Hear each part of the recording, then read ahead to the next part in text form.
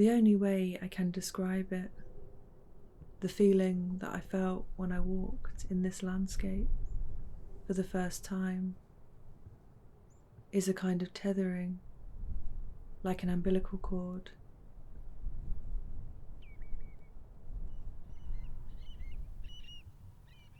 The air tastes like mud and salt, a paradoxical landscape that has been carved by the slow breath of the ocean.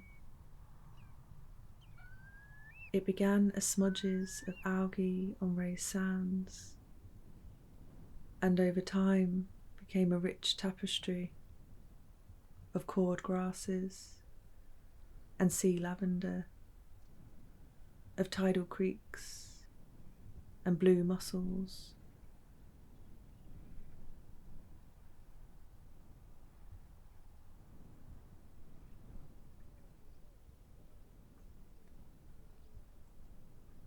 It is a place full of contradictions, a meeting point that dissolves the threshold between sea and land, between land and sky, between past and present. The wind here is in perpetual motion, moving in a dialect that I have become so familiar with, shifting in tones of atmospheric pressure. I measure its velocity by the knots in my stomach.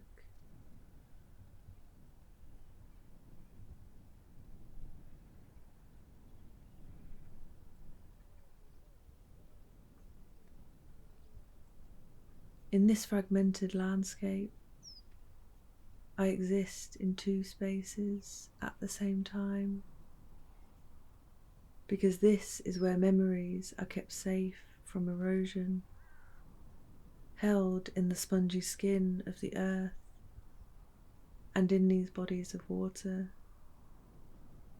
Their contours are nourished by each rising tide, kept whole, so I can hear your footsteps as we peel oranges and savour every segment.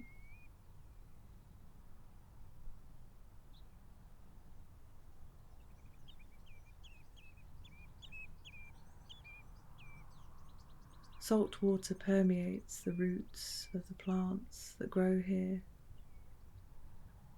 They have adapted to cope,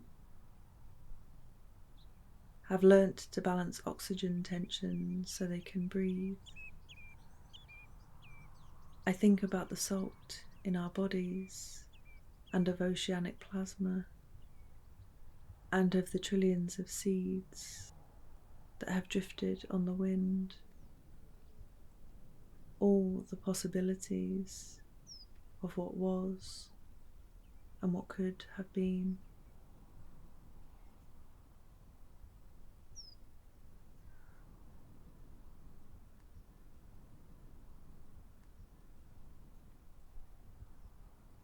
When I walk in this wide expanse, I try to echo the shape of the wind, so I can see this land through her eyes.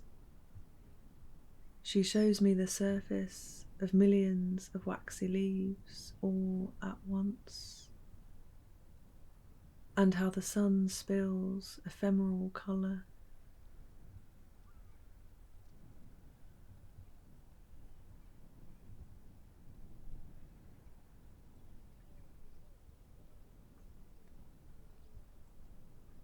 I find myself gravitating towards these pools. Their strange forms are landmarks etched onto opaque maps. I imagine them as portals, wombs, worlds within worlds, each with its own concept of time. I wonder what life they carry inside of them.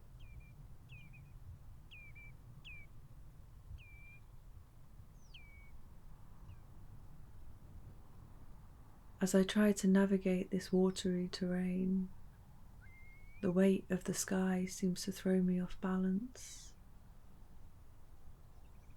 I think about the creeks meandering like unfinished sentences, and how direction can be found in disorientation. I follow faint paths that dip in and out of sight, nonsensical as tenses. I am adrift in this landscape, as porous as dreams.